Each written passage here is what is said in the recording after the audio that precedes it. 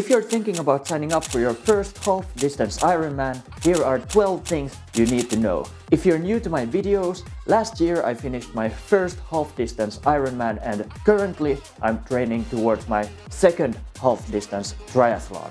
I'm dividing this video into 4 parts, each with its own set of tips. What to consider before you register, what to keep in mind while training, things to do before the actual race, and things to keep in mind during the race. Let's get into it. Thing number 1 to keep in mind when signing up for your first half-distance Ironman is the budget. And this is something that, well, affects everyone. Everyone or most people have to think about their money and how they spend it. When it comes to triathlon, it's not just the sign-up fee. That's not the only cost. There are so many things you have to consider.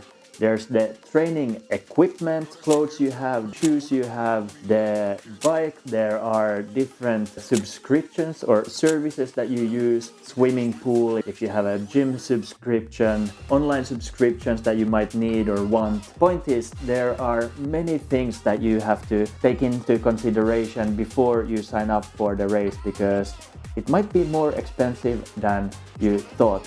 And I made a full breakdown of all the costs for my first half Ironman. You can check it out after this video. I feel like you can do the race in 2 ways. You can either have a really budget version, you get the bare minimum things, you use running shoes that you already own, you get a second-hand bike that doesn't break the bank, as I did in the beginning when I started training. You skip the subscriptions, you go with the cheapest gym and so on. Or then you can get a nice kind of newer carbon bike. You can get better shoes, running shoes or newer shoes. It really depends on your situation. You can go either way.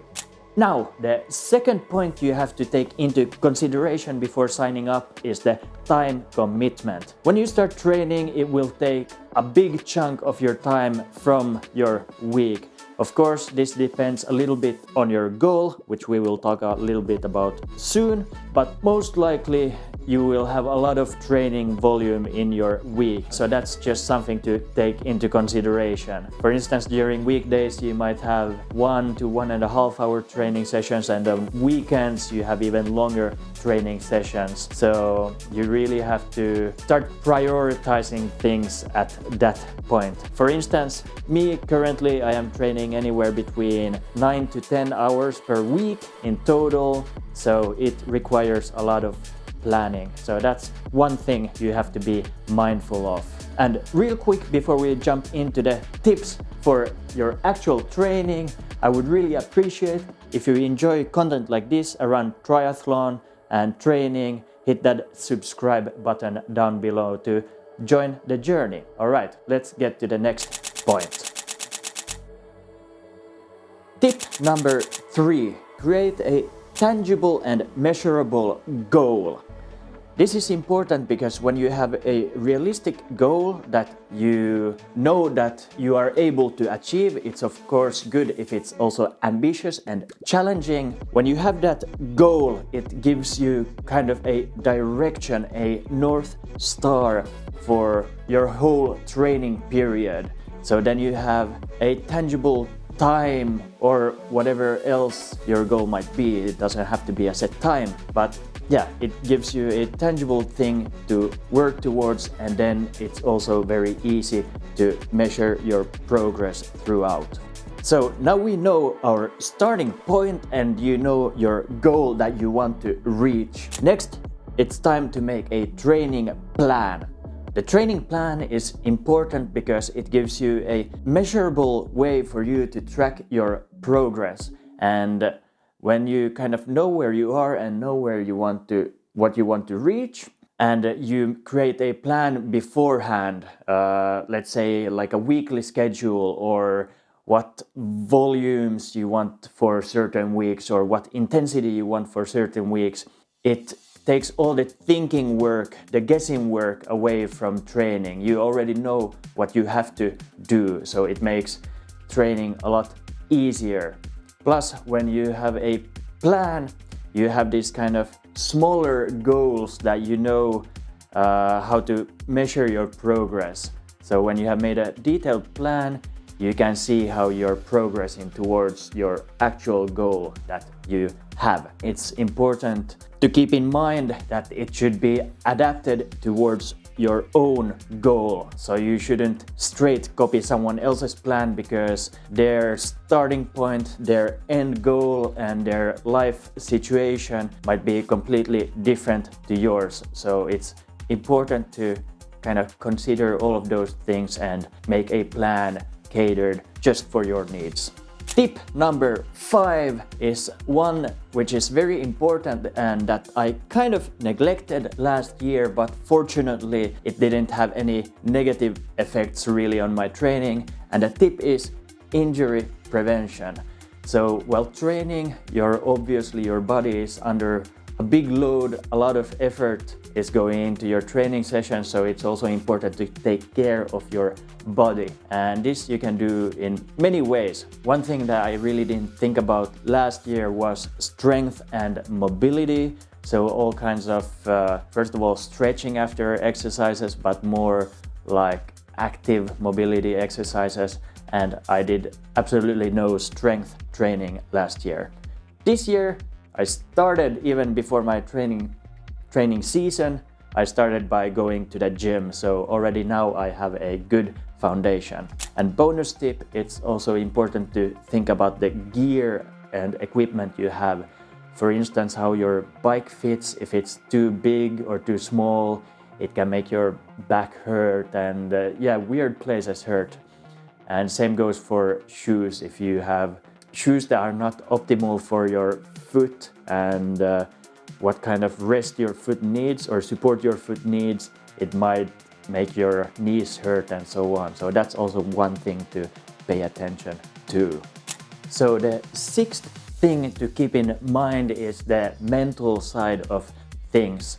And what I mean by that is to really pay attention to your training load and the load of everything else in life, work, family, other responsibilities you might have. Basically, so it doesn't get too stressful, because if you're stressed, if you're just mentally not there, you might burn out, which makes you miss more training sessions. And if you're tired and stressed, you don't recover in the most optimal way possible. And I have to admit, this point is something I'm still figuring out, trying to find a balance in this training season, now training 6 days a week. So it's an interesting challenge and an important thing to keep in mind.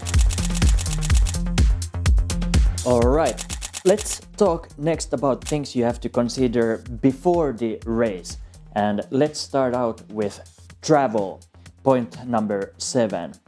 Now, travel is one of those things that you might just think that, oh, you're just gonna get there. It's not a big deal. But actually, otherwise it wouldn't be, but because most likely you have your bike with you. And here, really, things to keep in mind are that it can be quite stressful depending on how far you're traveling.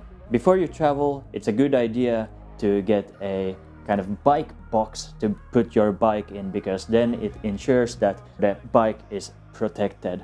All other gear you can just chuck into a duffel bag and it's ready to go. The bike is a very, very difficult thing to transport, but the kind of main point is that traveling and the logistics, it requires a lot of planning, and you should really take that into consideration well ahead of the race, because it can be quite stressful if you're not prepared.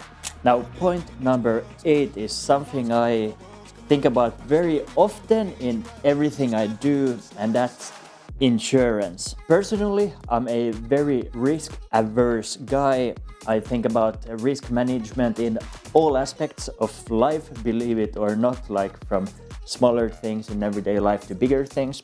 Anyway, most races, don't have their own insurance. So it's on the responsibility of the participant to insure themselves. Here it's very important to keep in mind that regular travel insurance most likely doesn't cover sports and especially races.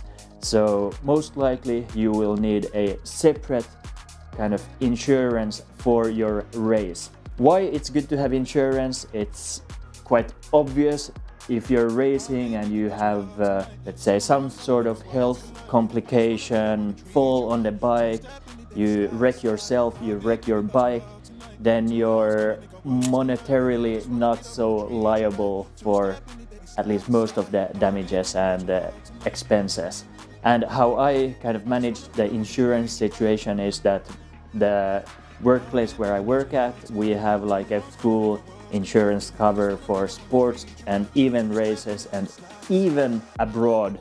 So I really made sure to check that before I went to race.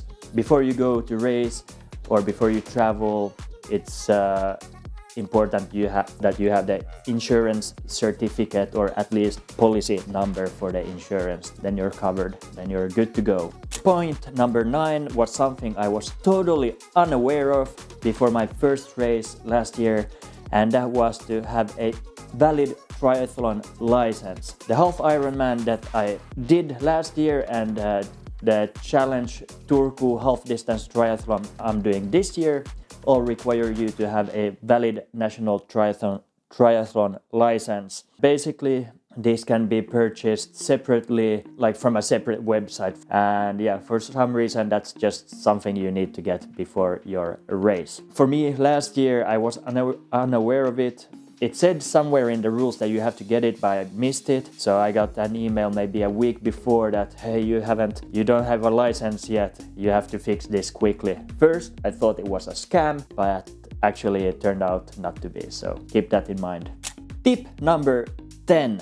Before your race, get familiar with the race-specific rules. I haven't been to many races, but I can imagine some races have a little bit different rules when it comes to, for instance, drafting or passing other people on the bike section. The reason why you want to do it is, first of all, you have done so much work, you have trained for however many months or half a year or even a year, however long you have trained. So it would really suck for you to get time penalties or even disqualified during the race just because you haven't paid attention to the rules. So that's something to keep in mind before the race, so then you can enjoy race day fully with no stress, or at least no extra stress. Then it's finally time for race day. And here everything else should be done beforehand. But one thing to keep in mind is to make sure that you have all the right gear and equipment that you need for swimming and running, to make sure that you have your wetsuit, to have your running shoes, to have your socks, also to have your nutrition and a nutrition plan for your bike and run. But I would say the most important things that can make or break your race is to make sure that you have for the bike section spare tubes and then something to kind of fix a puncture with. Because if that happens and you're not prepared for it, then your race is all over and there's nothing you can do, and you have trained not for nothing. There are also other things or reasons to train for, but yeah, it would suck. And then also bike pump. Yeah, it's very important to make sure that you have all the right equipment and gear with you on race day. Then the last and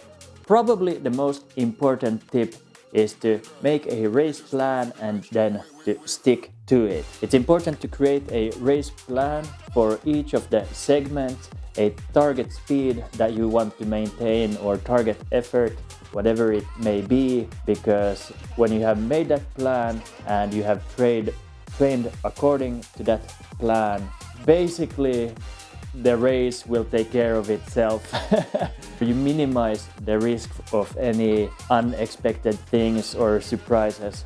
Of course, there might be some kind of factors that you can't do anything about. For instance, if you're feeling sick for some reason or on race day, or your stomach is acting up or whatever, then those are just things you really can't do anything about. But having a plan that you go into race day with, and one that you can stick to, it's very important, because then it makes racing a lot easier. You don't have to guess kind of your speed that you need to maintain in each of the disciplines. You kind of have everything figured out already. So for instance, for me, I had a target speed I wanted to maintain in each of the disciplines in my race, and all I had to do was to just make sure I'm a little bit faster than the average speed I need to maintain, and that's all I needed to reach my goal. So those were the main points to consider before you sign up for your first half Ironman and while you're training for it. If you think I missed something important, feel free to let me know down below. Now, these are just some points and tips I think are really good to think about and just be aware of before you sign up for your race. The biggest things I underestimated last year when I was training for my first race was kind of the time commitment. It really takes a lot of time, which kind of affects all other aspects of your life also. But definitely, on the other hand, when you're training in such a focused and dedicated manner, and when you finally achieve your goal, it's such a rewarding feeling. And also in the process, when you're training and being disciplined, you also transform other parts of your life and also your mind. So it's definitely a very rewarding process. If you made it this far into the video, as always, I really appreciate it. Thank you so much. Leave a like, it really helps me out. And if you wanna tag along for the journey and see how I progress towards my next half distance triathlon, hit that subscribe button down below. Thanks for watching. See you in the next one. Let's get it.